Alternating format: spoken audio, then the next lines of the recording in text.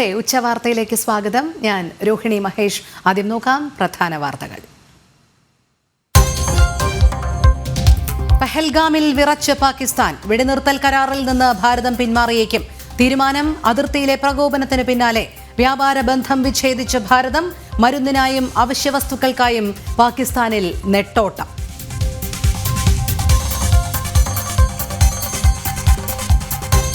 പാകിസ്ഥാനെതിരെ അണപൊട്ടി രോഷം. പഹൽഗാമിൽ ഇന്ത്യൻ പതാകയേന്തി പ്രകടനം. ചാനൽ ചർച്ചയ്ക്കിടെ പാക് പതാക വലിച്ചുകീറി channel deputy editor Rahul Sinha. കർണാടകയിൽ പാക് പതാക ഇളക്കി മാറ്റി സ്ത്രീകൾ.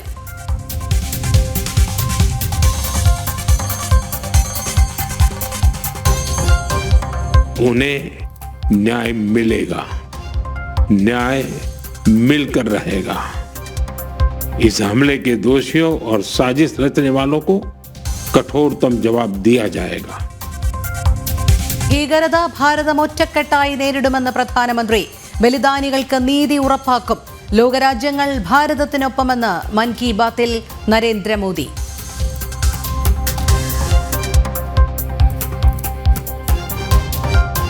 ശക്തമായ സന്ദേശവുമായി സർസംഘചാലക്. അയൽക്കാരെ ദ്രോഹിക്കുക ഭാരതത്തിന്റെ നയമല്ല. എന്നാൽ തിന്മയുടെ പാതയിലേക്ക് തിരിഞ്ഞാൽ നോക്കി നിൽക്കാനാവില്ല. ജനങ്ങളെ സംരക്ഷിക്കുന്നതാണ് രാജധർമ്മമെന്ന് ഡോക്ടർ മോഹൻ ഭാഗവത്.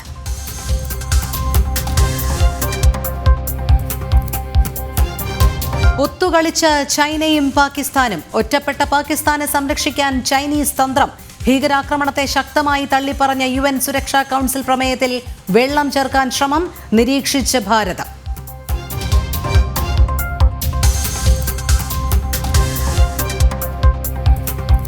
ഒടുവിൽ ബലിദാനി രാമചന്ദ്രന്റെ വീട്ടിലെത്തി മുഖ്യമന്ത്രി. സന്ദർശനം പഹൽഗാം ബലിദാനി അവഹേളിച്ചെന്ന വിമർശനത്തിനു പിന്നാലെ. കൊല്ലപ്പെട്ട നാവിക ഉദ്യോഗസ്ഥന്റെ കുടുംബത്തിന് 50 ലക്ഷം രൂപ നഷ്ടപരിഹാരം പ്രഖ്യാപിച്ച് ഹരിയാന മുഖ്യമന്ത്രി.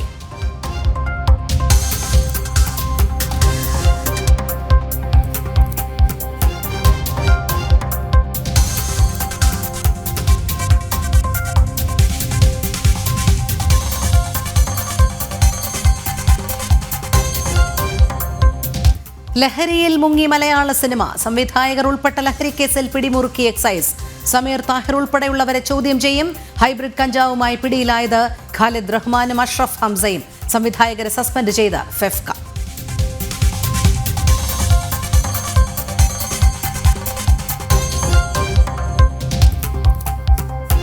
വാട്ടർ അതോറിറ്റിയിലും കൈയിട്ടുവാരി സംസ്ഥാന സർക്കാർ. ട്രഷറി അക്കൗണ്ടിൽ നിന്ന് 770 കോടി തിരികെ വാങ്ങി. പണം തിരികെ വേണമെന്ന് MD-യുടെ കത്ത്. ജനം ബ്രേക്കി. SFIO കുറ്റപത്രത്തിൽ മുഖ്യമന്ത്രിയുടെ മകൾക്കെതിരെ ശക്തമായ തെളിവുകൾ.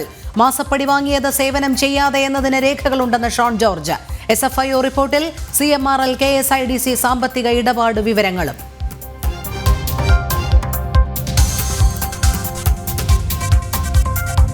ഭീകരതയ്ക്ക് മാപ്പില്ല.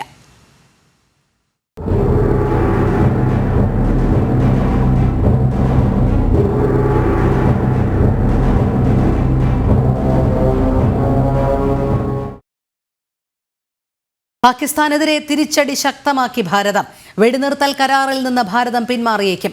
അതിർത്തിയിലെ പാക് പ്രകോപനം കണക്കിലെടുത്താണ് തീരുമാനം. 2021 ഫെബ്രുവരിയിലാണ് ഇരു രാജ്യങ്ങളും വെടിനിർത്തൽ കരാറിന് ധാരണയായത്. അതേസമയം പാക് പൗരന്മാർ ഇന്ന് രാജ്യം വിടണം. വിസ കാലാവധി ഇന്ന് അവസാനിക്കും. മെഡിക്കൽ വിസ ഉള്ളവർക്ക് ചൊവ്വാഴ്ച വരെ തുടരാം. 2021 ഫെബ്രുവരി 25-നാണ് ഇരു രാജ്യങ്ങളും വെടിനിർത്തൽ കരാറിൽ ഒപ്പുവെച്ചത്. ശേഷം 3 വർഷം അതിർത്തി ശാന്തമായിരുന്നു. എന്നാൽ കഴിഞ്ഞ മാസം പലതവണ പാകിസ്ഥാൻ അതിർത്തിയിൽ പ്രകോപനം സൃഷ്ടിച്ചു. പഹൽഗാം ഭീകരാക്രമണത്തിന് ശേഷം അതിർത്തിയിൽ പാകിസ്ഥാൻ വെടിയുതിർത്തു. ഈ പശ്ചാത്തലത്തിലാണ് വെടിനിർത്തൽ കരാറിൽ നിന്നും പിന്മാറുന്നത് സംബന്ധിച്ച് ഭാരതം ആലോചിക്കുന്നത്. നിയന്ത്രണ രേഖയിലും രാജസ്ഥാൻ, പഞ്ചാബ്, ഗുജറാത്ത് സംസ്ഥാനങ്ങളിലെ അന്താരാഷ്ട്ര അതിർത്തിയിലും ഭാരതം സേനാവിന്യാസം വർദ്ധിപ്പിച്ചു. ടാങ്കുകളും മറ്റ് അത്യാധുനിക ആയുധങ്ങളും അതിർത്തിയോട് ചേർന്ന് വിന്യസിച്ചിരിക്കുകയാണ്. അതേസമയം ഭാരതത്തിൽ കഴിയുന്ന പാക് പൗരന്മാരുടെ വിസ കാലാവധി ഇന്ന് രാത്രി 12 മണിക്ക് അവസാനിക്കും. മെഡിക്കൽ വിസയിൽ കഴിയുന്നവർക്ക് ചൊവ്വാഴ്ച വരെ തുടരാം. ജനം, ഡൽഹി. പഹൽഗാം ഭീകരാക്രമണത്തിൽ തെളിവ് ശേഖരണം തുടരുന്നതായി NIA-യുടെ വാർത്താക്കുറിപ്പ്. ദൃക്സാക്ഷികളിൽ നിന്ന് വിശദമായ മൊഴിയെടുക്കും.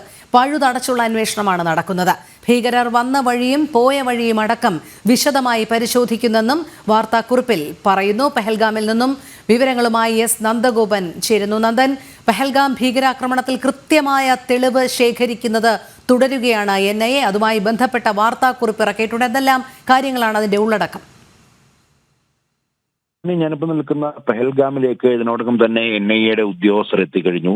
ഒരു IG റാങ്കിലുള്ള ഉദ്യോഗസ്ഥൻ, അതുകൂടാതെ ഒരു DIG റാങ്കിലുള്ള ഉദ്യോഗസ്ഥൻ, ഒരു SP റാങ്കിലുള്ള ഉദ്യോഗസ്ഥൻ എന്നിവരുടെ മേൽനോട്ടത്തിലാകും ഈ അന്വേഷണം എന്നുള്ളതാണ് വ്യക്തമാക്കുന്നത്. ഇതിനു പുറമെ NIA വാർത്താക്കുറിപ്പ് ഇറക്കിയിട്ടുണ്ട്. ഈ വാർത്താക്കുറിപ്പിൽ വ്യക്തമാക്കുന്നത് ഇതുമായി ബന്ധപ്പെട്ട തെളിവ് ശേഖരണം, ഈ അന്വേഷണവുമായി ബന്ധപ്പെട്ട തെളിവ് ശേഖരണം തുടങ്ങുന്നത് എന്നുള്ളതാണ്. മാത്രമല്ല പഴുതടച്ചുള്ള അന്വേഷണമായിരിക്കും നടക്കുന്നതെന്നും വ്യക്തമാക്കുന്നു. ഈ ഭീകരർ വന്ന വഴിയും അതേപോലെ തന്നെ പോയ വഴിയും അടക്കം വിശദമായി തന്നെ പരിശോധിക്കുന്നുണ്ട്. ഭീകരരുടെ പുതിയ പ്രവർത്തന രീതികളടക്കം അന്വേഷിക്കുന്നുണ്ട് എന്നുള്ളതാണ് ഈ വാർത്താക്കുറിപ്പിൽ വ്യക്തമാക്കുന്നത്. അതേപോലെ തന്നെ ഭീകരരുടെ ഗൂഢാലോചന അത് കൃത്യമായി തന്നെ പുറത്തു കൊണ്ടുവരുമെന്ന് NIA വ്യക്തമാക്കുന്നു. ഇന്നലെ ഭീകരാക്രമണം പൂർണ്ണമായും NIAക്ക് വിട്ട് കേന്ദ്ര ആഭ്യന്തര മന്ത്രാലയം ഉത്തരവിറക്കിയിരുന്നു. ഇതിന് പിന്നാലെയാണ് NIA വാർത്താക്കുറിപ്പ് ഇറക്കിയിരിക്കുന്നത്. മാത്രമല്ല അന്വേഷണം ഏറ്റെടുത്ത ഉടൻ തന്നെ ഈ സ്പോട്ടിലേക്ക് പെഹൽഗാമിലെ ബൈസറൻ വാലിയിലേക്ക് NIA സംഘം എത്തിയിട്ടുണ്ട്. ഈ സംഭവം പുനരാവിഷ്കരിക്കുന്ന കാര്യവും NIA ആലോചിക്കുന്നുണ്ട്. അതായത് 22-ാം തീയതി 26 പേരുടെ മരണത്തിനിടയാക്കിയ ഈ ഒരു സംഭവം ബൈസറൻ വാലിയിൽ വീണ്ടും ഒരിക്കൽ കൂടി പുനരാവിഷ്കരിക്കും. അതായത് ഈ ഭീകരർ കാടിനുള്ളിൽ നിന്നും വരുന്നു, ഇവരോട് മതം ചോദിക്കുന്നു, ഹിന്ദു ആണെന്നറിഞ്ഞ് അവരെ കൊലപ്പെടുത്തുന്നു. ഇതിങ്ങനെ വീണ്ടും ഒന്നുകൂടെ പുനരാവിഷ്കരിച്ച് അവർ തിരികെ കാടുകളിലേക്ക് മറഞ്ഞു പോകുന്ന രീതി വരെ പുനരാവിഷ്കരിക്കുമെന്നതാണ് NIA വ്യക്തമാക്കുന്നത്. ഈ NIAയുടെ ഉന്നത സംഘം നേരത്തെ തന്നെ ജമ്മു കാശ്മീർ പോലീസിനും അതേപോലെ തന്നെ ഈ കരസേനയ്ക്കും ഒപ്പം തന്നെ ഈ വിഷയവുമായി ബന്ധപ്പെട്ട് പാരലായി തന്നെ ഒരു അന്വേഷണം നടത്തുന്നുണ്ടായിരുന്നു.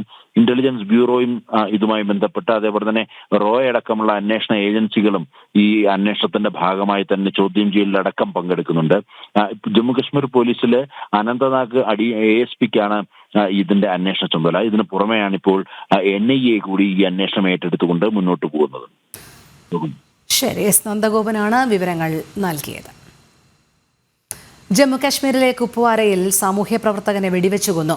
ഗുലാം റസൂലിനെയാണ് വീട്ടിൽ കയറി വെടിവെച്ചു കൊന്നത്. ഇന്നലെ രാത്രിയായിരുന്നു സംഭവം. ആക്രമണത്തിൽ ഗുരുതര പരിക്കേറ്റ ഗുലാം റസൂലിനെ ആശുപത്രിയിൽ പ്രവേശിപ്പിച്ചെങ്കിലും ജീവൻ രക്ഷിക്കാനായില്ല. സംഭവത്തിൽ പോലീസ് അന്വേഷണം ആരംഭിച്ചു. സിന്ധു നദീജല കരാർ റദ്ദാക്കിയതിനെ തുടർന്ന് 1 കോടി പാകിസ്ഥാനികൾ പട്ടിണിയിലേക്കെന്ന ലോക ബാങ്കിന്റെ മുന്നറിയിപ്പ്. പാകിസ്ഥാന്റെ GDP വളർച്ചാ നിരക്കിനെയും പ്രതികൂലമായി ബാധിക്കും. പാകിസ്ഥാന്റെ വളർച്ചാ നിരക്കിൽ 2.7% കുറവും വേൾഡ് ബാങ്ക് കണക്കാക്കുന്നു. 20 ലക്ഷത്തോളം പാകിസ്ഥാനിലെ ജനങ്ങൾ ദാരിദ്ര്യത്തിൽ അകപ്പെടുമെന്നും വേൾഡ് ബാങ്ക് റിപ്പോർട്ട് പറയുന്നു. ഐസൺ ജോസ് ചേരുന്നു വിവരങ്ങളുമായി. ഐസൺ, സിന്ധു നദീജല കരാർ റദ്ദാക്കാനിടയാക്കിയ സാഹചര്യം പെഹൽഗാം ഭീകരാക്രമണമായിരുന്നു. ഒരുപക്ഷെ ഭാരതം സ്വീകരിച്ച ഏറ്റവും കടുത്ത നയതന്ത്ര നീക്കം തന്നെയാണ്. അതിൻ്റെ തിക്തഫലങ്ങൾ പാകിസ്ഥാൻ അനുഭവിച്ചു തുടങ്ങാനിരിക്കുന്നതേയുള്ളൂ. ഏതൊക്കെ രീതിയിലുള്ളൊരു തിരിച്ചടിയായിരിക്കും ഇത് പാകിസ്ഥാനിലുണ്ടാക്കുക? രോഹിണി, തീർച്ചയായും വെള്ളത്തിൻ്റെ ലഭ്യത കുറയുമ്പോൾ നേരിട്ടത് ബാധിക്കുക. ഭാരതത്തെ പോലെ തന്നെ ഏറ്റവും കൂടുതൽ കൃഷിയെ ആശ്രയിക്കുന്ന ഒരു പ്രദേശം കൂടിയാണ് പാകിസ്ഥാൻ. നമുക്കറിയാവുന്നതാണ്, അരിയും അതുപോലെ തന്നെ ചോളവും കരിമ്പുമെല്ലാം കൃഷി ചെയ്യുന്ന നിരവധി കർഷകർ ഈ മേഖലയിൽ, അതായത് സിന്ധു നദിയുടെ വിവിധ ട്രിബ്യൂട്ടറികളിൽ നിന്നുള്ള വെള്ളം ഉപയോഗിച്ച് കൃഷി നടത്തുന്ന ആ മേഖലയിലുള്ളവരുണ്ട്. അത്തരത്തിൽ കാർഷിക രംഗത്ത് വൻതോതിലുള്ളൊരു ആഘാതമായിരിക്കും ഇത് പാകിസ്ഥാനെ സംബന്ധിച്ചിടത്തോളം ഉണ്ടാക്കുക. നമുക്കറിയാവുന്നതാണ്, നേരത്തെ പോലെ 80% ഈ നദികളിലെ ജലമെല്ലാം ഉപയോഗിക്കുന്നത് പാകിസ്ഥാനാണ്. ആ പാകിസ്ഥാനിലെ ഈ സിന്ധുവിലെ ജലം ഉപയോഗിച്ച് വലിയ തോതിൽ നടക്കുന്ന കൃഷികളെല്ലാം തന്നെ ഒരൊറ്റയടിക്ക് നിന്നു പോകുന്ന ഒരു സാഹചര്യമായിരിക്കും ഉണ്ടാവുക. നമുക്ക് ഈ അടുത്ത ദിവസങ്ങളിലെല്ലാം തന്നെ വന്ന റിപ്പോർട്ടുകളുടെ അടിസ്ഥാനത്തിൽ ഡാമുകളെല്ലാം തന്നെ അടയ്ക്കുന്നതിനും വെള്ളം ഒഴുക്ക് തടയുന്നതിനും അതുപോലെ തന്നെ ഈ ഒഴുകുന്ന വെള്ളം തടയുമ്പോൾ സ്വാഭാവികമായും ഉണ്ടാകുന്ന വെള്ളത്തിൻ്റെ ശേഖരം നിലനിർത്തുന്നതിന് വേണ്ടി 3 ഘട്ടമായി പരിപാടികൾ ആരംഭിക്കുമെന്നൊക്കെ ജലവിഭവ വകുപ്പ് മന്ത്രി അല്ലെങ്കിൽ ജൽശക്തി മന്ത്രി കൃത്യമായി പറയുകയും ചെയ്തിരുന്നു. ഈ ഒരു നീക്കം നടത്തുമ്പോൾ അത് വലിയ തോതിലായിരിക്കും കാർഷിക രംഗത്തെ പാകിസ്ഥാൻ്റെ കാർഷിക രംഗത്തെ അത് ബാധിക്കുക. അത് ബാധിക്കുമ്പോൾ നേരത്തെ പറഞ്ഞതുപോലെ ഇത്തരത്തിൽ നിരവധി കോടിക്കണക്കിന് ജനങ്ങൾ പട്ടിണിയാലാകാനുള്ളൊരു സാഹചര്യം, ഭക്ഷ്യോൽപാദനത്തിൽ കുത്തനെ ഒരു ഇടിവുണ്ടാകാനുള്ളൊരു സാഹചര്യമുണ്ട്. 2 ഘട്ടങ്ങളായി നടക്കുന്ന കൃഷിയെ പൂർണ്ണമായും ഈ സാമ്പത്തിക വർഷം തന്നെ അത് ബാധിക്കുമ്പോൾ പട്ടിണിയാകാനുള്ളൊരു സാധ്യതയുണ്ട്. അതുപോലെ തന്നെ 20 ലക്ഷത്തോളം ജനങ്ങൾ ദാരിദ്ര്യത്തിലേക്ക് താഴെ അകപ്പെടാനുള്ളൊരു സാധ്യതയുണ്ട്. കാരണം അത്തരത്തിലുള്ള തൊഴിൽ നഷ്ടം, വലിയ തോതിലുള്ള തൊഴിൽ നഷ്ടമായിരിക്കും ഇത്തരത്തിൽ വലിയ തോതിലുള്ള ഈ കാർഷിക നഷ്ടമുണ്ടാകുമ്പോൾ, കാർഷിക രംഗത്തുള്ള വീഴ്ച തടസ്സമുണ്ടാകുമ്പോൾ ഉണ്ടാവുക. അത് തൊഴിൽ നഷ്ടം സ്വാഭാവികമായും ദാരിദ്ര്യത്തിലേക്ക് അവരെ നയിക്കുകയും ചെയ്യും. അത്തരത്തിൽ 19 ലക്ഷത്തിലേറെ പേർ, അതായത് 20 ലക്ഷത്തോളം പേർ ദാരിദ്ര്യത്തിലേക്ക് വീഴും, കുപ്പുകുത്തി ദാരിദ്ര്യത്തിലേക്ക് വീഴുമെന്ന ഒരു സാഹചര്യം കൂടി നിലനിൽക്കുന്നുണ്ട്. അത്തരം ഒരു പശ്ചാത്തലം കൂടി നിലനിൽക്കുന്ന ഒരു അവസ്ഥയിലാണ് വേൾഡ് ബാങ്ക് പാകിസ്ഥാൻ്റെ സാമ്പത്തിക വളർച്ചാ നിരക്ക് GDP വളർച്ചാ നിരക്കിൽ 2.7, നമുക്കറിയാവുന്നതാണ് ഇത്രയും വലിയ തോതിൽ, അതായത് പാകിസ്ഥാൻ്റെ GDP വളർച്ചാ നിരക്കിൻ്റെ ഏതാണ്ട് പകുതിയോളം വരുന്ന ആ ഭാഗം മുഴുവൻ ഇപ്പോൾ കുറവ് വരുത്തിയിരിക്കുകയാണ് വേൾഡ് ബാങ്ക് ഫോർകാസ്റ്റിൽ. ഇത് വലിയ തോതിലൊരു ആഘാതം ആ സാമ്പത്തിക രംഗത്തെ ബാധിക്കും, അല്ലെങ്കിൽ പാകിസ്ഥാൻ്റെ സാമ്പത്തിക രംഗത്തെ ബാധിക്കുമെന്ന ഒരു യാഥാർത്ഥ്യം തന്നെയാണ് നിലനിൽക്കുന്നത്. അതുപോലെ തന്നെ മറ്റു പ്രധാനപ്പെട്ട വിഷയങ്ങൾ എടുത്തു പറയേണ്ടത് ഈ ഭക്ഷ്യസുരക്ഷയെ ബാധിക്കുന്നതും അതുപോലെ തന്നെ സാമ്പത്തിക രംഗം തകരുന്നതും വളർച്ചാ നിരക്കിനെ പൂർണ്ണമായും പ്രതികൂലമായി ബാധിക്കുകയും ചെയ്യുന്നൊരു സാഹചര്യമാണ്. ഈ ദാരിദ്ര്യവും അതുപോലെ തന്നെ കാർഷിക അനുബന്ധ വ്യവസായങ്ങളുടെ നിലനിൽപ്പിനുണ്ടാകുന്ന വലിയൊരു ആഘാതം ഉണ്ടായിരിക്കും. ഭക്ഷ്യോൽപ്പന്നങ്ങൾ ഉപയോഗിച്ച് കരിമ്പ് കൃഷിയിൽ നിന്നൊക്കെ വൻതോതിൽ പഞ്ചസാര ഉൽപ്പാദനം നടക്കുന്ന വ്യവസായങ്ങൾ പ്രവർത്തിക്കുന്ന മേഖലകൾ കൂടിയാണ് പാകിസ്ഥാൻ്റെ പല കാർഷിക മേഖലകളും. അവിടെയെല്ലാം തന്നെ വൻതോതിൽ ആഘാതമുണ്ടാകാനുള്ളൊരു സാധ്യത നിലനിൽക്കുന്നു എന്ന ഒരു വസ്തുതയുമുണ്ട്. അതുപോലെ തന്നെ നേരത്തെ നമുക്കറിയാവുന്നതാണ് ചില ഹൈഡൽ സ്റ്റേഷൻ്റെ കാര്യങ്ങളെല്ലാം ഉണ്ട്. അത്തരത്തിലുള്ള ഹൈഡൽ പവർ സ്റ്റേഷനുകളെല്ലാം തന്നെ ഭാരതത്തിന് മുതൽക്കൂട്ടാവുകയും ചെയ്യുന്നൊരു സാഹചര്യം ഉണ്ടാകുമെന്നാണ് അറിയാൻ സാധിക്കുന്നത്. വേൾഡ് ബാങ്ക് ഇക്കാര്യത്തിൽ പ്രത്യേക താല്പര്യമെടുത്ത് കണക്കുകൾ പ്രസിദ്ധീകരിക്കുന്നതിൻ്റെ അടിസ്ഥാനം തന്നെ 1960 സെപ്റ്റംബർ 19 നടപ്പിലായ ഈ കരാർ, ഇൻഡസ് നദിയുടെ കരാറുമായി ബന്ധപ്പെട്ട് ഒരു സിഗ്നേറ്ററി കൂടിയാണ് വേൾഡ് ബാങ്ക്. അതിൻ്റെ മധ്യസ്ഥം വഹിച്ചു എന്നൊക്കെ സാങ്കേതികമായി പറയാവുന്ന ഒരു സംവിധാനം കൂടിയാണ് ഈ വേൾഡ് ബാങ്ക്, അല്ലെങ്കിൽ ഈ ഇൻ്റർനാഷണൽ മോണിറ്ററി സംവിധാനങ്ങൾ എന്നൊക്കെ പറയുന്ന ഈ ഡെവലപ്മെൻറ്റ് ബാങ്ക് എന്ന് പറയുന്നത്. അതുകൊണ്ട് തന്നെ വേൾഡ് ബാങ്കിന് ഇതിൻ്റെ കണക്കുകൾ കൃത്യമായി ലഭ്യമാണ്. 1960 മുതലുള്ള ബിഗ് ഡാറ്റ കൈവശമുള്ള ഒരു സംവിധാനമാണ് വേൾഡ് ബാങ്ക്. ഉടൻ തന്നെ നടന്ന ഈ ഡാറ്റ അപ്രൈസലിലാണ് ഇത്രയും വലിയൊരു ആഘാതം അത് പാകിസ്ഥാൻ ഉണ്ടാക്കുമെന്ന ഒരു വസ്തുത പുറത്തു വന്നിരിക്കുന്നത്.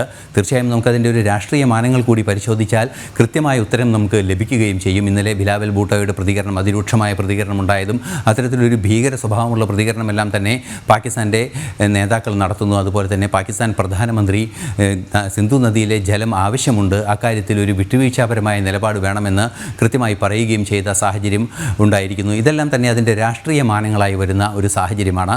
തീർച്ചയായും നേരത്തെ രോഹിണി സൂചിപ്പിച്ചതുപോലെ സാമ്പത്തികമായും രാഷ്ട്രീയമായും അതുപോലെ തന്നെ അവിടുത്തെ രാജ്യത്തിൻ്റെ നിലനിൽപ്പിൻ്റെ വിഷയമായും മാറാവുന്ന ഏറ്റവും മർമ്മപ്രധാനമായ ഒരു തലത്തിലാണ്, അല്ലെങ്കിൽ ഒരു ഘട്ടത്തിലാണ്, അല്ലെങ്കിൽ ഒരു മേഖലയിലാണ് കൃത്യമായും ഭാരതത്തിൻ്റെ നയതന്ത്ര നടപടി ഉണ്ടായിരിക്കുന്നത് എന്നത് ഏറെ ഗൗരവത്തോടെ വീക്ഷിക്കേണ്ടതാണ്. കാലങ്ങളായി 30 വർഷത്തിലേറെയായി ഭാരതവും പാകിസ്ഥാനും തമ്മിലുള്ള നയതന്ത്ര ബന്ധത്തിലെ വിദഗ്ധരായ പല നയതന്ത്രജ്ഞർ പോലും നേരിട്ട് പറയുന്നതാണ് ഈ ഭീകരതയിൽ നിന്നും പാകിസ്ഥാനെ പിന്തിരിപ്പിക്കുന്നതിന്, അല്ലെങ്കിൽ അതിർത്തി കടന്നുള്ള ഭീകരതയിൽ നിന്നും പാകിസ്ഥാനെ പിന്തിരിപ്പിക്കുന്നതിനെ ഇത്തരത്തിൽ വെള്ളം നിയന്ത്രിക്കുന്നതിനുള്ള കർശനമായ നടപടികൾ കൊണ്ടുവരാനുള്ള നിർദ്ദേശമായിരുന്നു. നേരത്തെ നമ്മൾ നിയന്ത്രിക്കുക എന്ന വാക്കുകളാണ്, അല്ലെങ്കിൽ അത്തരത്തിലൊരു ടേമാണ് ഉപയോഗിച്ചിരുന്നതെങ്കിൽ ഇപ്പോൾ നരേന്ദ്രമോദി സർക്കാരിൻ്റെ നേതൃത്വത്തിൽ നിയന്ത്രിക്കുകയല്ല, പൂർണ്ണമായും ഇല്ലാതാക്കുക, ഒരു തുള്ളി വെള്ളം പോലും, സിന്ധു നദിയിലെ വെള്ളം പോലും പാകിസ്ഥാനിലേക്ക് പോകില്ലെന്ന് ഉറപ്പുവരുത്താനുള്ളൊരു നീക്കം ജലശക്തി മന്ത്രിയുടെ ഭാഗത്തു നിന്നെല്ലാം തന്നെ കൃത്യമായ അത്തരം പരാമർശവും കൂടി ഉണ്ടായതോടെ വലിയൊരു ആഘാതത്തിലേക്ക് പാകിസ്ഥാൻ പോകുന്നു എന്ന ഒരു യാഥാർത്ഥ്യം മുന്നിൽ നിൽക്കുന്നുണ്ട്. തീർച്ചയായും ഒരു പരിധിവരെ പാകിസ്ഥാനെ പ്രായോഗികമായ നിലപാടുകൾ സ്വീകരിച്ച് ഭീകരവാദത്തിൽ നിന്നും പിന്തിരിയാനുള്ള ഒരു അവസരമായി കൂടി ഇതിനെ കണക്കാക്കുന്ന അന്താരാഷ്ട്ര നിരീക്ഷകരുമുണ്ട്. രോഹിണി. ശരിയായി സൻ. സിന്ധു നദീജല കരാർ റദ്ദാക്കിയതിനെ തുടർന്ന് 1 കോടി പാകിസ്ഥാനികൾ പട്ടിണിയിലേക്കെന്ന ലോകബാങ്കിന്റെ മുന്നറിയിപ്പ് പാകിസ്ഥാന്റെ GDP വളർച്ചാ നിരക്കിനെയും ഇത് പ്രതികൂലമായി ബാധിക്കും. ഐസൺ ജൂസാണ് വിവരങ്ങൾ നൽകിയത്. ഇപ്പോൾ BJP സംസ്ഥാന അധ്യക്ഷൻ രാജീവ് ചന്ദ്രശേഖർ മാധ്യമങ്ങളെ കാണുന്നു തത്സമയം. ഇതിൻ്റെ പിന്നിൽ ആരുടെ ഒരു ഗൂഢാലോചന ആയിരുന്നു, ഒരു കോൺസ്പിറസി, എന്തിൻ്റെ കോൺസ്പിറസി, ആരുടെ കോൺസ്പിറസി ആണെന്ന് എനിക്കറിയില്ല.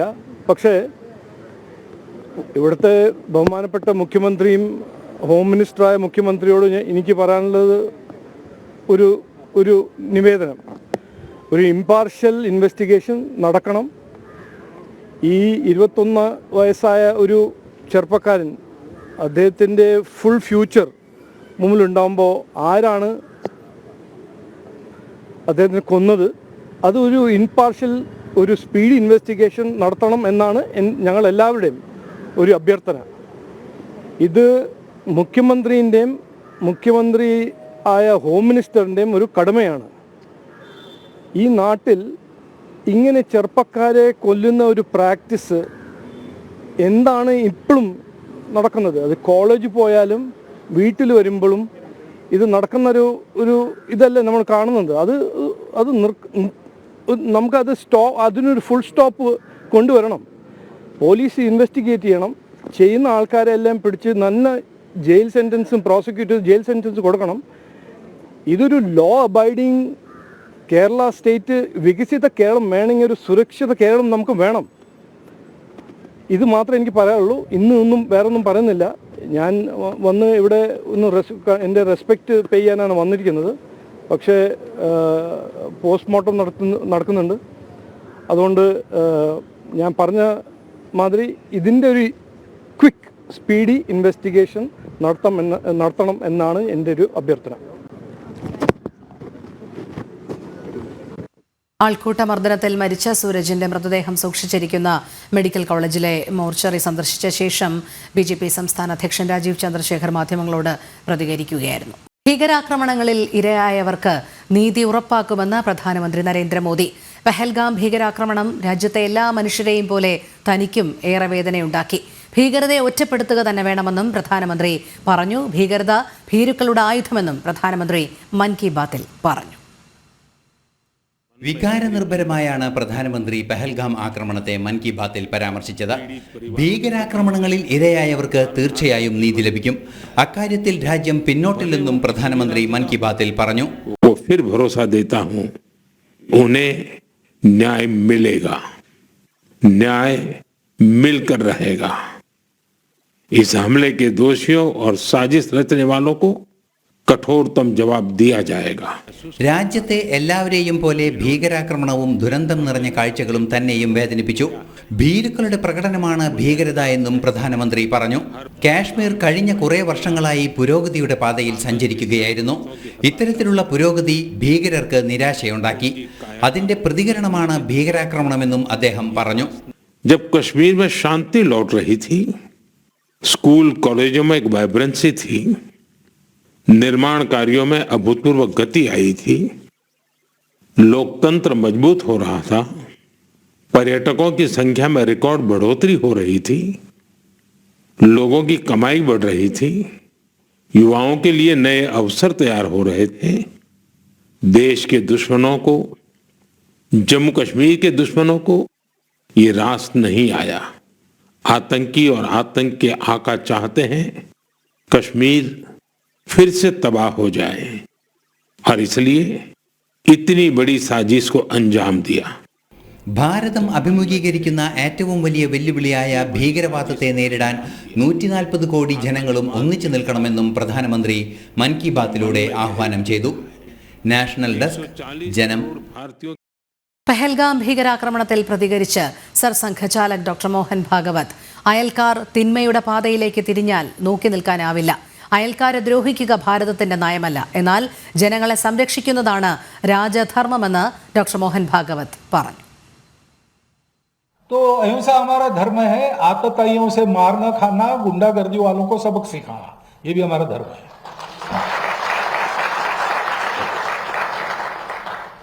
इसमें एक बैलेंस है. अभी हम कभी भी अपने पड़ोसियों की कोई अपमान, कोई हानि नहीं करते, लेकिन ऐसा हम रहते हैं तो भी अगर कोई उतर आए बुराई पर, तो वहां पर अब दूसरा इलाज क्या है? राजा का कर्तव्य है प्रजा की रक्षा करना. राजा अपना कर्तव्य करेगा. दोनों धर्म है. इसलिए गीता में अहिंसा का ही उपदेश है. अहिंसा का उपदेश इसलिए किया कि अर्जुन लड़े और मारे, क्योंकि उस समय ऐसे लोग थे सामने कि अब उनके विकास का दूसरा इलाज नहीं था. ചാനൽ ചർച്ചയ്ക്കിടെ പാകിസ്ഥാൻ പതാക വലിച്ചുകീറി Zee news deputy editor Rahul Sinha. Jammu കാശ്മീരിലെ പഹൽഗാമിൽ നടന്ന ഭീകരാക്രമണത്തിന് ശേഷം കർണാടകയിലെ കലബുറഗിയിൽ റോഡിൽ പതിച്ച പാക് പതാക സ്ത്രീകൾ ശ്രദ്ധയോടെ ഇളക്കി മാറ്റുന്ന ദൃശ്യങ്ങൾ സമൂഹമാധ്യമങ്ങളിൽ വൈറലായിരുന്നു. ഈ ദൃശ്യങ്ങൾ വിശകലനം ചെയ്യുന്നതിനിടെയാണ് പാക് പതാക ചർച്ചയ്ക്കിടെ വലിച്ചുകീറിയത്. പാക് പതാകയോട് അനുകമ്പ കാണിക്കുന്നവരെ രാഹുൽ സിൻഹ വെല്ലുവിളിക്കുകയും ചെയ്തു. ഇനിയും ഇത് ആവർത്തിക്കുമെന്ന് അദ്ദേഹം പറഞ്ഞു.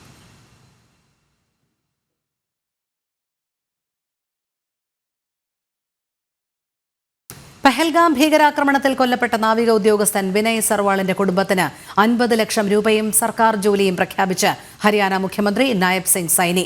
ഭീകരവാദത്തോട് വിട്ടുവീഴ്ചയില്ലാത്ത നിലപാടാണ് സംസ്ഥാന സർക്കാരും കേന്ദ്ര സർക്കാരും സ്വീകരിക്കുന്നത്. അതിനാൽ പാകിസ്ഥാൻ പൗരന്മാരെ കണ്ടെത്തി തിരിച്ചയക്കുന്ന നടപടികൾ ആരംഭിച്ചതായും അദ്ദേഹം വ്യക്തമാക്കി. ഭീകരാക്രമണത്തിൽ പാകിസ്ഥാൻ കനത്ത വില നൽകേണ്ടി വരുമെന്നും നായബ് സിംഗ് സൈനി മുന്നറിയിപ്പ് നൽകി.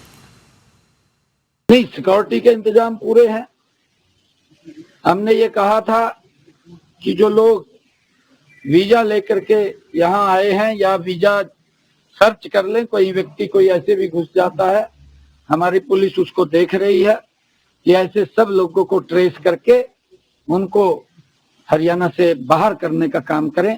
हमारे प्रदेश के अंदर उनका कोई स्थान नहीं है. जिन्होंने हमारे लोगों के ऊपर, निहत्थे लोगों के ऊपर जो परिवार सहित घूमने के लिए जा रहे थे, उनको गोलियों से भूनने का काम किया है. इसका खामियाजा पाकिस्तान को भुगतना पड़ेगा और अब समय भी है इस आतंकवाद के खिलाफ मजबूत लड़ाई का. പഹൽഗാം ഭീകരാക്രമണത്തെ ശക്തമായി അപലപിച്ച് America Federal Bureau of Investigation director Kash Patel. കൊല്ലപ്പെട്ടവർക്ക് അനുശോചനം അറിയിച്ച അദ്ദേഹം ഭാരതത്തിന് പൂർണ്ണ പിന്തുണയും പ്രഖ്യാപിച്ചു. ലോകം നേരിടുന്ന ഏറ്റവും വലിയ ഭീഷണികളിൽ ഒന്നാണ് ഭീകരവാദമെന്നും അദ്ദേഹം എക്സിൽ കുറിച്ചു.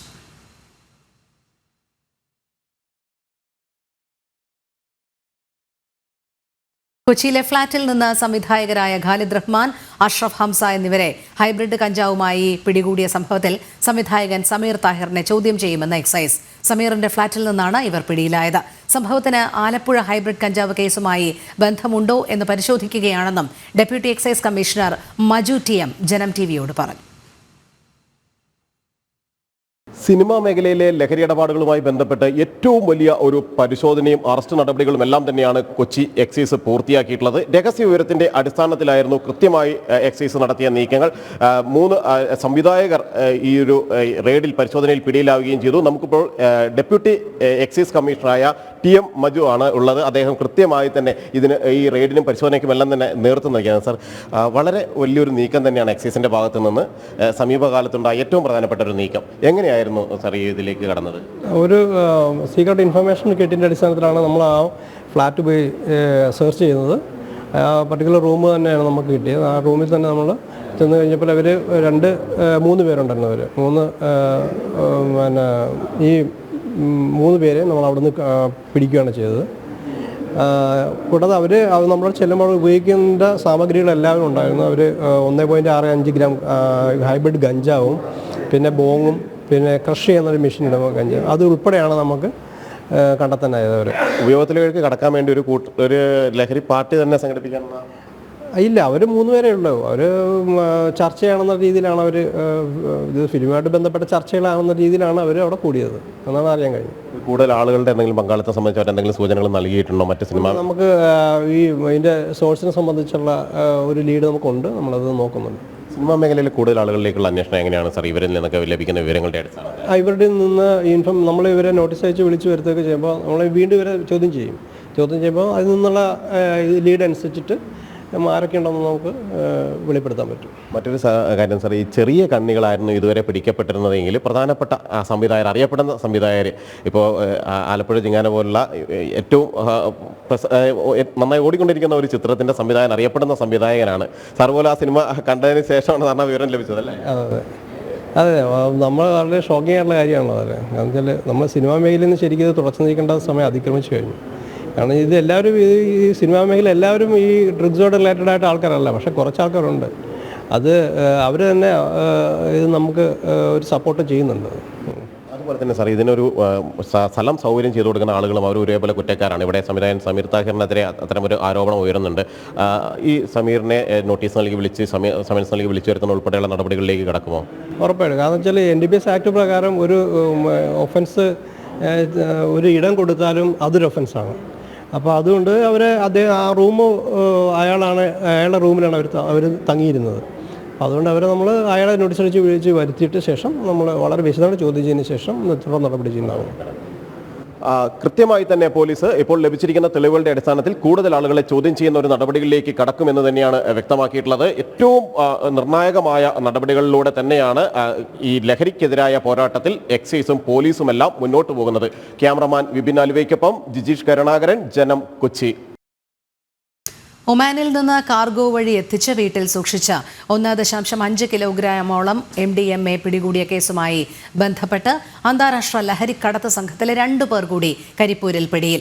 കോഴിക്കോട് ബേപ്പൂർ സ്വദേശി മുഹമ്മദ് സനിൽ, കൊണ്ടോട്ടി സ്വദേശി നാഫിദ് എന്നിവരാണ് പിടിയിലായത്. ഇതോടെ ഈ കേസിൽ അറസ്റ്റിലായ പ്രതികളുടെ എണ്ണം 3 ആയി. കഴിഞ്ഞ മാസമാണ് ലഹരിക്കടത്ത് കേസുമായി ബന്ധപ്പെട്ട് ജയിലിൽ കഴിയുന്ന കൊണ്ടോട്ടി മുക്കൂട് മൂളൻ മടക്കൽ ആഷിഖിന്റെ വീട്ടിൽ നിന്ന് MDMA പിടികൂടിയത്. മാസപ്പടി വിവാദത്തിൽ വീണയുടെ ന്യായീകരണത്തെ പൊളിച്ചടുക്കി പരാതിക്കാരനായ ഷോൺ ജോർജ്. SFIOയുടെ റിപ്പോർട്ട് വീണ സേവനം നൽകിയിട്ടില്ലെന്ന് വ്യക്തമായി പറയുന്നുവെന്നും ഷോൺ ജോർജ് പറഞ്ഞു. വീണ മാത്രമല്ല, എക്സാലോജിക്കിലെ ഉദ്യോഗസ്ഥരും CMRL IT ഹെഡും സേവനമൊന്നും നൽകിയിട്ടില്ലെന്ന് മൊഴി നൽകിയിട്ടുണ്ടെന്നും റിപ്പോർട്ട് ചൂണ്ടിക്കാട്ടി ഷോൺ പറഞ്ഞു. തെറ്റ് മനസ്സിലാക്കിയതിനാലാണ് CPM നേതാക്കൾ മൗനം തുടരുന്നതെന്നും ഷോൺ ജോർജ് വ്യക്തമാക്കി. മാസപ്പടി കേസിലെ മൊഴി സംബന്ധിച്ച വീണ വിജയന്റെ വിശദീകരണം തെറ്റാണെന്ന് തുറന്നടിക്കുകയാണ് പരാതിക്കാരനായ ഷോൺ ജോർജ്. SFIO റിപ്പോർട്ടിൽ വ്യക്തമായി വീണ സേവനം നൽകിയിട്ടില്ലെന്ന് പറയുന്നു. വീണ മാത്രമല്ല, എക്സാലോജിക്കിലെ ഉദ്യോഗസ്ഥരും CMRL IT ഹെഡും സേവനമൊന്നും നൽകിയിട്ടില്ലെന്ന് മൊഴി നൽകിയിട്ടുണ്ടെന്നും ഷോൺ ജോർജ് തന്റെ കയ്യിലുള്ള റിപ്പോർട്ട് ആധാരമാക്കി പറഞ്ഞു. SFIOയ്ക്ക് സേവനങ്ങളൊന്നും നൽകിയിട്ടില്ല എന്നുള്ള മൊഴി നൽകിയിട്ടില്ല എന്നാണ് അവർ ഇന്നലെ പറഞ്ഞിട്ടുള്ളത്. പക്ഷേ SFIO റിപ്പോർട്ടിൽ വീണ വിജയന്റെ കമ്പനിയായ എക്സാലോജിക്കിന്റെ ഉദ്യോഗസ്ഥരും CMRL IT ഹെഡും അതുപോലെ വീണ തന്നെയും ഏതെങ്കിലും തരത്തിലുള്ള സേവനങ്ങൾ നൽകിയിട്ടില്ല എന്ന് SFIക്ക് സ്റ്റേറ്റ്മെന്റ് നൽകിയിട്ടുണ്ട് എന്ന് ഈ റിപ്പോർട്ടിൽ കൃത്യമായി പരാമർശിക്കുന്നു. എംപവർ ഇന്ത്യ എന്ന കർത്തയുടെ കമ്പനിയിൽ നിന്നും വീണ 1 കോടി കൈപ്പറ്റി. 12% പലിശയ്ക്കും വീണ ഇതേ കമ്പനിയിൽ നിന്നും വായ്പ എടുത്തിരുന്നു. 1 രൂപ പോലും തിരിച്ചടയ്ക്കാതിരുന്നപ്പോൾ വീണ്ടും പണം നൽകി. ഒരു മെയിൽ കമ്മ്യൂണിക്കേഷൻ പോലും നടന്നിട്ടില്ല. 25 ലക്ഷം ആദ്യം, വീണ്ടും 25 ലക്ഷവും വാങ്ങി. 5 ലക്ഷം മാത്രമാണ് തിരിച്ചടച്ചത്. ഇക്കാര്യം ED അന്വേഷിക്കണമെന്നും ഷോൺ വ്യക്തമാക്കി. എടുത്തു പറയട്ടെ, കരിമണൽ കർത്തയുടെ അല്ലെങ്കിൽ CMRന്റെ ഉടമസ്ഥനായ ശശിധരൻ കർത്തയുടെ കുടുംബാംഗങ്ങൾ ഉടമസ്ഥയിലുള്ള എംപവർ ഇന്ത്യ പ്രൈവറ്റ് ലിമിറ്റഡ് എന്ന കമ്പനിയിൽ നിന്നും 1 കോടി രൂപയ്ക്ക് അടുത്ത് വീണ കൈപ്പറ്റിയിട്ടുണ്ട്. തോട്ടപ്പള്ളിയിൽ നിന്നും ധാതുമണൽ മോഷ്ടിക്കുന്നതിന് വേണ്ടിയാണ് ഈ പണം നൽകിയത്. നടന്നതൊരു കോർപ്പറേറ്റ് ഫ്രോഡാണെന്നും അദ്ദേഹം കൂട്ടിച്ചേർത്തു. മുഖ്യമന്ത്രി നടത്തിയ കൊള്ള എന്തെന്ന് കേരളം അറിയണമെന്നും ഷോൺ ജോർജ്. തോട്ടപ്പള്ളി സ്പിൽവേയിൽ കഴിഞ്ഞ കാലങ്ങളിൽ നടന്നിട്ടുള്ള കരിമണൽ കള്ളയുടെ കഥ പുറത്തു വരേണ്ടത്. ഞാൻ നേരത്തെ സൂചിപ്പിച്ചിട്ടുണ്ട്, കേരള തീരത്ത് നിന്നും കോടാനുകോടി രൂപയുടെ ധാതുമണൽ മോഷ്ടിച്ചതിന് വേണ്ടിയാണ് ഈ നടപടികൾ മുഴുവൻ ഉണ്ടായിട്ടുള്ളത്. ഞാൻ കൂടുതൽ വിവരങ്ങൾ പുറത്തു പറയുന്നില്ല. കേരളക്കരയെ വിൽക്കുന്നതിലും അഴിമതിയിലും നിയമപോരാട്ടം തുടരും. 3 ഹൈക്കോടതികൾ ഉൾപ്പെടെ 5 കേസുകളുണ്ട്. ഇവയെല്ലാം അതിജീവിച്ചാണ് മുന്നോട്ടു പോകുന്നത്. 13.32 കോടി രൂപ വിദേശത്ത് കർത്തയുടെ മകന്റെ അക്കൗണ്ടിലേക്ക് മാറ്റി. ഈ പണം എവിടെ പോയെന്ന് തനിക്ക് ബോധ്യമുണ്ടെന്നും ഷോൺ പറഞ്ഞു. നുണ പറയുന്നുവെങ്കിൽ നിയമപരമായി വീണയ്ക്ക് നേരിടാമെന്നും ഷോൺ വ്യക്തമാക്കി. ജനം, തിരുവനന്തപുരം. മാസപ്പടി കേസിലെ SFIO റിപ്പോർട്ടിൽ CMRL KSIDC സാമ്പത്തിക ഇടപാടിന്റെ വിവരങ്ങൾ. KSIDC ഓഫീസിൽ പരിശോധന നടത്തി. ഓഡിറ്റ്, ബാലൻസ് ഷീറ്റ് ഉൾപ്പെടെയുള്ള രേഖകൾ SFIO പിടിച്ചെടുത്തിരുന്നു. സംസ്ഥാന സർക്കാർ നിയന്ത്രണത്തിലുള്ള KSIDCക്ക് 13.4% ഓഹരികളുള്ള CMRLുമായി മുഖ്യമന്ത്രിയുടെ മകൾ ബിസിനസ് കരാർ ഉണ്ടാക്കിയതിലെ നിയമപ്രശ്നങ്ങളും SFIO വ്യക്തമാക്കുന്നുണ്ട്. വീണയുടെ IT സൊല്യൂഷൻസ് കമ്പനിയായ എക്സാലോജിക്കുമായി വ്യവസായ കരാറുണ്ടാക്കിയ വിവാദ കരിമണൽ കമ്പനിയായ CMRLന് സംസ്ഥാന സർക്കാർ ഉടമസ്ഥതയിലുള്ള കമ്പനിയായ KSIDC വഴിവിട്ട സഹായങ്ങൾ നൽകിയിട്ടുണ്ടോ എന്നതിലും വിശദമായ അന്വേഷണമായിരുന്നു SFIO നടത്തിയത്. CMRL KSIDC സാമ്പത്തിക ഇടപാടിന്റെ വിവരങ്ങൾ കൂടി ഉൾപ്പെടുത്തിയുള്ളതാണ് SFIO കോടതിയിൽ സമർപ്പിച്ച റിപ്പോർട്ട്. 1 കോടി 5 ലക്ഷം രൂപയാണ് KSIDC CMRL നടത്തിയ നിക്ഷേപം. KSIDCയുടെ 2012-2013 കാലത്തെ സാമ്പത്തിക ഇടപാടുകളിലും SFIO വിശദമായ അന്വേഷണം നടത്തിയിരുന്നു. KSIDCയിൽ പരിശോധന നടത്തി ഓഡിറ്റ്, ബാലൻസ് ഷീറ്റ്, ബോർഡ് തീരുമാനങ്ങളുടെ മിനിറ്റ്സ് എന്നിവ കണ്ടെടുത്തിരുന്നു. KSIDC ഉദ്യോഗസ്ഥരുടെ മൊഴിയും അന്വേഷണ സംഘം രേഖപ്പെടുത്തിയിരുന്നു.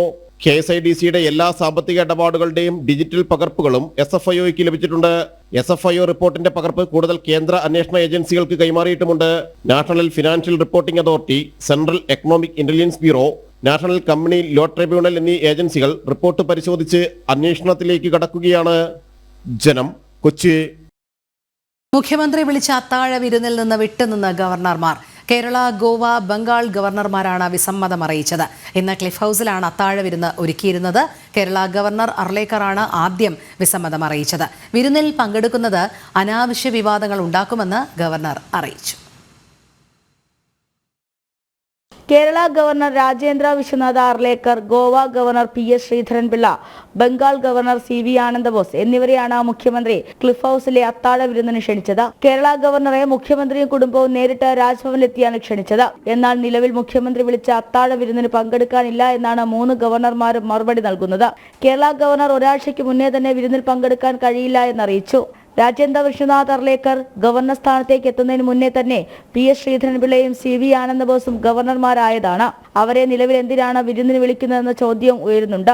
കഴിഞ്ഞ മാർച്ചിലാണ് ഡൽഹിയിൽ ഗവർണർ മന്ത്രിമാർക്കും MP-മാർക്കും വിരുന്ന് സംഘടിപ്പിച്ചത്. ഇതിനുശേഷം മുഖ്യമന്ത്രി എടുത്ത നയതന്ത്ര തീരുമാനമായിരുന്നു ക്ലിഫ് ഹൗസിലെ അത്താഴ വിരുന്ന്. നിലവിൽ മുഖ്യമന്ത്രിയുടെ വിരുന്നിൽ പങ്കെടുക്കുന്നത് അനാവശ്യ വിവാദങ്ങൾക്ക് വഴിവെക്കുമെന്നാണ് ഗവർണറുടെ നിലപാട്. മുഖ്യമന്ത്രിയുടെ മകൾക്കെതിരെ SFIയുടെ അന്വേഷണവും അതിനു പിന്നാലെയുള്ള വിവാദങ്ങളും മുഖ്യമന്ത്രിയുടെ ഓഫീസിലെ വിവാദങ്ങളും കൊടിപിടി കൊണ്ടു നിൽക്കുന്ന സമയമാണ്.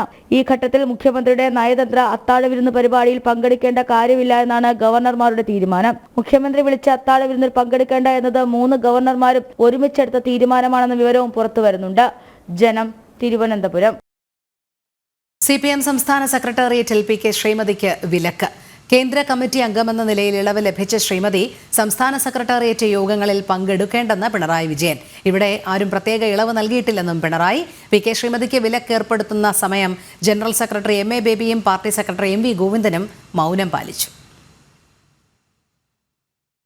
മധുരൈ പാർട്ടി കോൺഗ്രസ് കേന്ദ്ര കമ്മിറ്റിയിൽ ഇളവ് നൽകിയ മുതിർന്ന CPM നേതാവ് PK ശ്രീമതിയെ സംസ്ഥാന സെക്രട്ടേറിയറ്റ് യോഗത്തിൽ പങ്കെടുക്കുന്നതിൽ നിന്നും വിലക്കി മുഖ്യമന്ത്രിയും PB അംഗവുമായ പിണറായി വിജയൻ. കേന്ദ്ര കമ്മിറ്റി അംഗങ്ങൾക്ക് സംസ്ഥാന സെക്രട്ടേറിയറ്റ് യോഗങ്ങളിൽ പങ്കെടുക്കാമെന്നിരിക്കെ അസാധാരണമായ നിലപാടാണ് മുഖ്യമന്ത്രി സ്വീകരിച്ചത്. 19-ാം തീയതി നടന്ന സെക്രട്ടേറിയറ്റിൽ PK ശ്രീമതിയുടെ മുഖത്ത് നോക്കിയാണ് നിങ്ങൾക്കിവിടെ ആരും ഇളവ് നൽകിയിട്ടില്ല എന്ന് പിണറായി പറഞ്ഞത്. കേന്ദ്ര കമ്മിറ്റിയിൽ ഇളവ് ലഭിച്ച PK ശ്രീമതി ഡൽഹി കേന്ദ്രീകരിച്ചാണ് പ്രവർത്തിക്കേണ്ടതെന്നും കേരളത്തിലെ സംഘടനാ കാര്യങ്ങളിൽ ഇടപെടേണ്ടതില്ല എന്നും പിണറായി വ്യക്തമാക്കി. എന്നാൽ ജനറൽ സെക്രട്ടറിയും സംസ്ഥാന സെക്രട്ടറിയും ഇതേപ്പറ്റി പറഞ്ഞിരുന്നില്ല എന്ന് ശ്രീമതി യോഗത്തിൽ പറഞ്ഞതായാണ് സൂചന. വിലക്ക് വന്നതോടെ വെള്ളിയാഴ്ച ചേർന്ന സംസ്ഥാന സെക്രട്ടേറിയറ്റ് യോഗത്തിൽ ശ്രീമതി പങ്കെടുത്തില്ല. ശ്രീമതിക്ക് സംസ്ഥാനത്ത് ഇളവില്ലെന്ന് മുഖ്യമന്ത്രി പറഞ്ഞതോടെ കമ്മിറ്റിയിലുണ്ടായിരുന്ന ജനറൽ സെക്രട്ടറി MA ബേബിയും സംസ്ഥാന സെക്രട്ടറി MV ഗോവിന്ദനും മൗനം പാലിച്ചു. കൊല്ലം സമ്മേളനത്തിൽ പ്രായപരിധിക്കനുസരിച്ച് സംസ്ഥാന കമ്മിറ്റിയിൽ നിന്നും ഒഴിവാക്കിയ PK ശ്രീമതി കേന്ദ്ര നേതൃത്വത്തിന്റെ സഹായത്തോടെ പാർട്ടി കോൺഗ്രസിൽ ഇളവ് വാങ്ങി കേന്ദ്ര കമ്മിറ്റിയിൽ തുടരുന്നത് പിണറായിയെ ചൊടിപ്പിച്ചിട്ടുണ്ടെന്നാണ് വിവരം. ഇതേ തുടർന്ന് ശ്രീമതി പങ്കെടുക്കേണ്ട എന്ന് പിണറായി നിലപാടെടുത്തത്. കേന്ദ്ര കമ്മിറ്റി അംഗങ്ങളായ ഇളമരം കരീം, K സലീഖ എന്നിവർ സംസ്ഥാന സെക്രട്ടേറിയറ്റ് യോഗങ്ങളിൽ പങ്കെടുക്കുന്നുണ്ട്. ജനം, തിരുവനന്തപുരം. തിരുവനന്തപുരം വിമാനത്താവളത്തിൽ ബോംബ് ഭീഷണി. മാനേജറുടെ ഇമെയിൽ വഴിയാണ് സന്ദേശം എത്തിയത്. പോലീസ് എത്തി പരിശോധന ആരംഭിച്ചു. കഴിഞ്ഞ ദിവസം ഹോട്ടലുകളിലും ബോംബ് ഭീഷണി ലഭിച്ചിരുന്നു. ടിൻറ്റു ദാസ് ചേരുന്നു. ടിൻറ്റുവിലേക്ക് എത്താം. തിരുവനന്തപുരം വിമാനത്താവളത്തിലാണ് ബോംബ് ഭീഷണി. ഇമെയിൽ സന്ദേശം വഴിയായാണ് ഭീഷണി എത്തിയത്. പോലീസ് എത്തി പരിശോധന ആരംഭിച്ചിട്ടുണ്ട്. കഴിഞ്ഞ ദിവസം ഹോട്ടലുകളിലും ബോംബ് ഭീഷണി ലഭിച്ചിരുന്നു. കഴിഞ്ഞ കുറച്ച് ദിവസങ്ങളായി സംസ്ഥാനത്തെ വിവിധ കളക്ടറേറ്റുകളിലും ബോംബ് ഭീഷണി സന്ദേശങ്ങൾ ലഭിച്ചിരുന്നു. പാലക്കാടും കൊല്ലത്തുമൊക്കെ ഇത്തരത്തിലുള്ള ബോംബ് ഭീഷണി സന്ദേശം ലഭിച്ചു. തുടർന്ന് പോലീസ് പരിശോധന നടത്തിയിരുന്നു. ഇവർ സന്ദേശം അയക്കുന്ന ഉറവിടം കണ്ടെത്തിയാൽ മാത്രമേ പോലീസിന് ഇത് സംബന്ധിച്ചുള്ളൊരു വ്യക്തത ഉണ്ടാവുകയുള്ളൂ. പക്ഷേ ഭീഷണി സന്ദേശത്തെ അവഗണിക്കാൻ സാധിക്കുകയുമില്ല പോലീസിനെ സംബന്ധിച്ചിടത്തോളം. കാരണം അതീവ ജാഗ്രത രാജ്യം പുലർത്തുന്ന ഒരു സമയം കൂടിയാണ്. അതുകൊണ്ട് തന്നെ ഇത്തരത്തിലുള്ള ബോംബ് ഭീഷണികളെ ഗൗരവതരമായി തന്നെയാണ് പോലീസും കാണുന്നത്.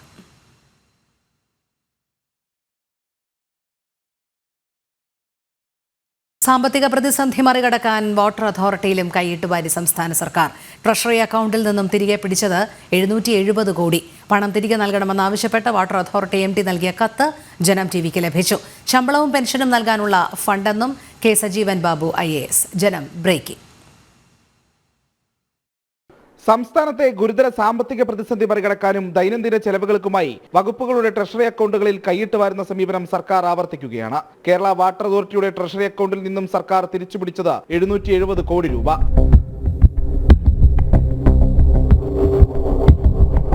വർഷാവസാനം വായ്പയെടുക്കാൻ ട്രഷറി ബാലൻസ് കുറച്ചു കാണിക്കുന്നതും പണം വകവാറ്റുന്നതും പിന്നീട് അനുവദിക്കുന്നതും സർക്കാരിന്റെ പതിവ് രീതിയാണ്. എന്നാൽ വാട്ടർ അതോറിറ്റിയുടെ അക്കൗണ്ടിൽ നിന്ന് മാറ്റിയ തുക സർക്കാർ ഇതുവരെ തിരിച്ചു നൽകിയിട്ടില്ല. ഏപ്രിൽ 10-ന് പണം മടക്കി നൽകണമെന്നാവശ്യപ്പെട്ട് water authority MD K Jeevan Babu IAS കത്ത് നൽകിയെങ്കിലും സർക്കാർ മൗനം തുടരുന്നു. ഈ തുക ശമ്പളവും പെൻഷനും മറ്റും നൽകാൻ വേണ്ടിയുള്ളതാണെന്നും വാട്ടർ അതോറിറ്റി MD കത്തിൽ വ്യക്തമാക്കുന്നുണ്ട്. കൈയിട്ട് വാരിയതിൽ 719 കോടി രൂപ കേന്ദ്ര സർക്കാർ പദ്ധതിയിലൂടെ സംസ്ഥാനത്തേക്ക് വന്നതാണെന്നതും ശ്രദ്ധേയമാണ്. കേന്ദ്രത്തിന്റെ നഗരസഞ്ചയം പദ്ധതിയിൽ 14-ാം ധനകാര്യ കമ്മീഷന്റെ ചെലവഴിക്കാത്ത തുക 15-ാം ധനകാര്യ കമ്മീഷൻ തദ്ദേശ സ്ഥാപനങ്ങൾക്ക് അനുവദിച്ചിരുന്നു. ഈ തുകയിൽ നിന്നും തദ്ദേശ സ്ഥാപന പരിധികളിലെ പൊതുടാപ്പിന്റെ കുടിശ്ശിക ഇനത്തിലാണ് 719.16 കോടി രൂപ റവന്യൂ വരുമാനമായി വാട്ടർ അതോറിറ്റിക്ക് ലഭിച്ചത്. വിവിധ വിഭാഗങ്ങളിലായി 1397.41 കോടി രൂപയുടെ ബാധ്യതകൾ കേരള വാട്ടർ അതോറിറ്റിക്കുണ്ട്. ഇതിനിടയിലാണ് കേന്ദ്ര ഫണ്ടിംഗ് വഴി അതോറിറ്റിക്ക് ലഭിച്ച തുക പോലും വകമാറ്റി സംസ്ഥാന സർക്കാർ പ്രതിസന്ധി രൂക്ഷമാക്കുന്നത്. പ്രജിത് മോഹനൻ, ജനം, തിരുവനന്തപുരം. ആചാരപ്പെരുമയേറിയ തൃശൂർ പൂരത്തിന്റെ ഭാഗമായി നടക്കുന്ന പൂരവിളംബരം തെക്കേ ഗോപുര നട തുറക്കുന്നതിലേക്ക് മാത്രമായി ഒതുക്കുന്നു. ആചാരാനുഷ്ഠാനങ്ങളാൽ സമ്പന്നമാണ് തൃശൂർ പൂരം. പൂരത്തിന്റെ വിളംബരം അറിയിച്ച് നെയ്തലക്കാവിലമ്മ പൂരത്തലേന്നെത്തി തെക്കേ ഗോപുര നട തുറന്ന് ശ്രീമൂലസ്ഥാനത്തിന് മുന്നിലുള്ള നിലപാട് തറയിലെത്തി വടക്കുംനാഥൻ അഭിമുഖമായി നിന്ന് അടിയന്തര മാരാർ വലംതല കൊട്ടി 3 തവണ ശംഖ് വിളിക്കുന്നതാണ് പൂരവിളംബരം. ഏതാനും വർഷങ്ങൾക്ക് മുൻപാണ് തെക്കേ ഗോപുര നട തുറന്ന് നെയ്തലക്കാവിലമ്മ പൂരവിളംബരം നടത്തി എന്ന രീതിയിൽ പ്രചാരണം തുടങ്ങിയത്. പൂരദിവസം ആദ്യമെത്തുന്ന കണിമംഗലം ശാസ്താവിനടക്കം വടക്കുംനാഥനിലേക്ക് കടന്നു വരുന്നതിനാണ് തെക്കേ ഗോപുര നട തുറക്കുന്നത്. പൂരത്തലേന്ന് രാവിലെ 8:30 നെയ്തലക്കാവിലമ്മ ക്ഷേത്രത്തിൽ നിന്നും പുറപ്പെട്ട് തിരുവമ്പാടി ക്ഷേത്രത്തിന് മുന്നിലൂടെ വടക്കുംനാഥ ക്ഷേത്രത്തിന്റെ പ്രദക്ഷിണ വഴിയിലൂടെ പാറമേക്കാവ് ക്ഷേത്രത്തിന് മുന്നിലൂടെ വടക്കുംനാഥ ക്ഷേത്ര മൈതാനത്തേക്ക് പ്രവേശിക്കും. മണികണ്ഠനാലിൽ എത്തുന്നതോടെ മേളം ആരംഭിക്കും. ശ്രീമൂലസ്ഥാനത്ത് മേളം കൊട്ടിക്കലാശിച്ച് ചെമ്പട കൊട്ടി അകത്തേക്ക് പ്രവേശിക്കും. വടക്കുംനാഥനെ പ്രദക്ഷിണം വച്ച് തെക്കേ ഗോപുര നടയിലെത്തും. കേളി, പറ്റ് എന്നിവയ്ക്ക് ശേഷമാണ് തെക്കേ ഗോപുര നട തുറക്കുക.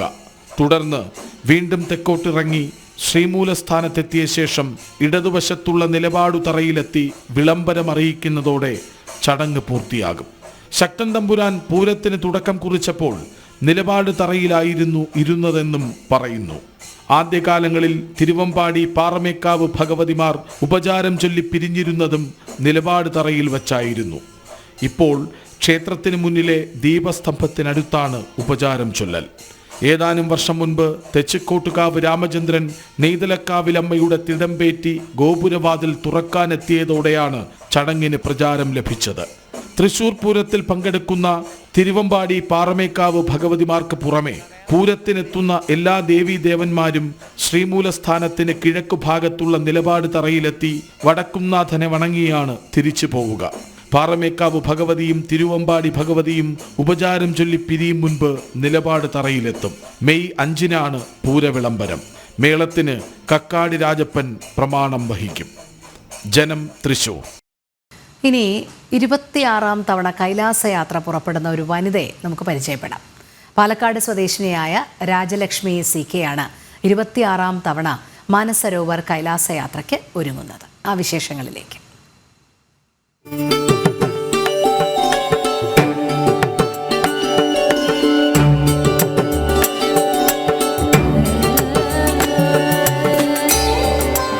ഭഗവാൻ കൈലാസനാഥനെ കാണാൻ കൈലാസത്തിൽ തന്നെ പോവുക എന്നുള്ളത് സ്വപ്നതുല്യമായ ഒന്നാണ്.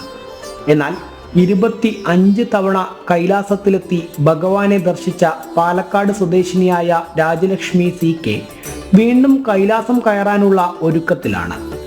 മഞ്ഞുമലകൾ കയറി ഭഗവാനെ ദർശിക്കുന്നത് ഒരു പ്രത്യേക അനുഭൂതിയാണെന്ന് രാജലക്ഷ്മി പറയുന്നു. ശിവനെ മാനിക്കുന്ന ആരെങ്കിലും ഉണ്ടെങ്കിൽ ഒരു തവണ ലൈഫിൽ once in a lifetime കൈലാസത്തിൽ പോകണം. അതാണ് എൻ്റെ ആഗ്രഹം. ഭഗവതി ഉപാസകയായ രാജലക്ഷ്മി ഒരു ട്രക്കിങ്ങിന്റെ ഭാഗമായാണ് ആദ്യം കൈലാസം കയറുന്നത്. എന്നാൽ പിന്നീട് ഭഗവാനിൽ അലിയുകയായിരുന്നു. ആദ്യമായിട്ട് ഞാൻ 1995 പോയത്. അപ്പോൾ ജസ്റ്റ് ഒരു ട്രാക്കിംഗ് പർപ്പസിൽ പോയതാണ്. ശിവനെ ആലോചിച്ച് പോയതല്ല, കാരണം ഞാൻ ഭഗവതിയെ പൂജിക്കുന്നവളാണ്. അപ്പോൾ പോയി ഒരു ട്രാക്കിംഗ് പർപ്പസിൽ. പക്ഷേ അതിനുശേഷം ആ ട്രാക്കിംഗ് അല്ല, പിന്നെ ഭഗവാൻ എന്നെ തന്നെ അവിടേക്ക് വിളിക്കാൻ തുടങ്ങി, പിന്നെ എല്ലാ കൊല്ലവും. കൈലാസയാത്രയ്ക്ക് ഏറ്റവും കുറവ് ആളുകൾ എത്തുന്നത് കേരളത്തിൽ നിന്നാണെന്നാണ് രാജലക്ഷ്മി പറയുന്നത്.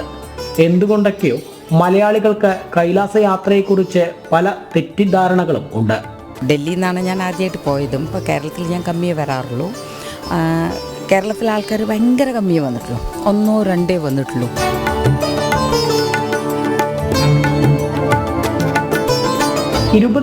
തവണയും കൈലാസം കയറാൻ ഒരുങ്ങുമ്പോൾ മലയാളികളായ വിശ്വാസികൾ ഒരു തവണയെങ്കിലും കൈലാസനാഥനെ കാണാൻ ശ്രമിക്കണം എന്നാണ് രാജലക്ഷ്മിക്ക് പറയാനുള്ളത്. അതിനായി എന്ത് സഹായവും താൻ നൽകാൻ ഒരുക്കമാണെന്നും മുൻ എയർലൈൻ ജീവനക്കാരിയായിരുന്ന രാജലക്ഷ്മി പറയുന്നു. ജനം, പാലക്കാട്. ഭാരതവിരുദ്ധ പ്രചാരണം നടത്തിയതിന് അസം സ്വദേശി പോലീസ് കസ്റ്റഡിയിൽ. എദിഷ് അലിയെയാണ് ആറന്മുള പോലീസ് കസ്റ്റഡിയിലെടുത്തത്. BJP ആറന്മുള മണ്ഡലം പ്രസിഡന്റ് ദീപാജി നായർ നൽകിയ പരാതിയിലാണ് നടപടി.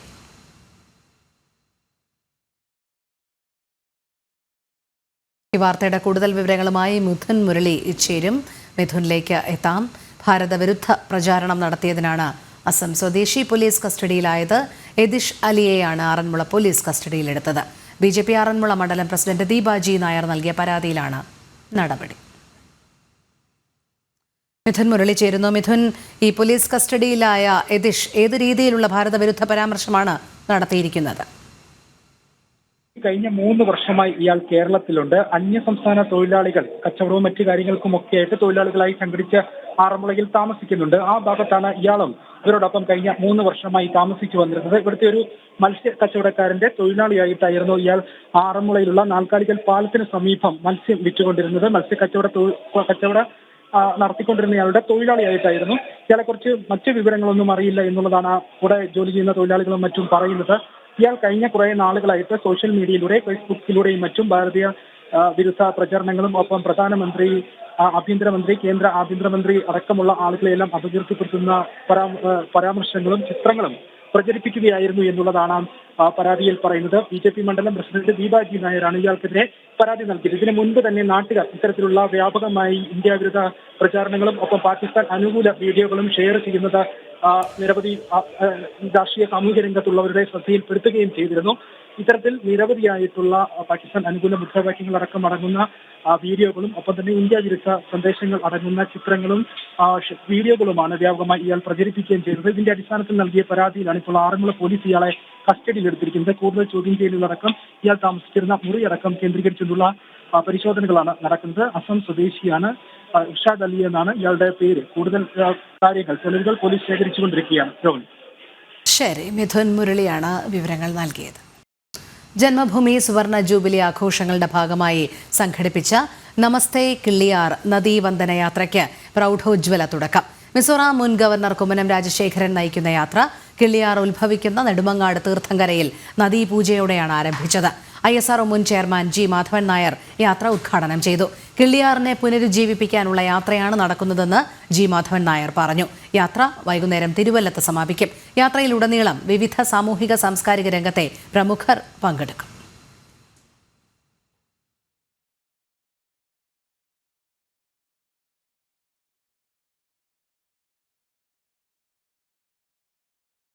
ഉച്ചവാർത്ത പൂർണ്ണമാകുന്നു. അടുത്ത ബുള്ളറ്റിൻ അല്പസമയത്തിനകം. നമസ്തേ.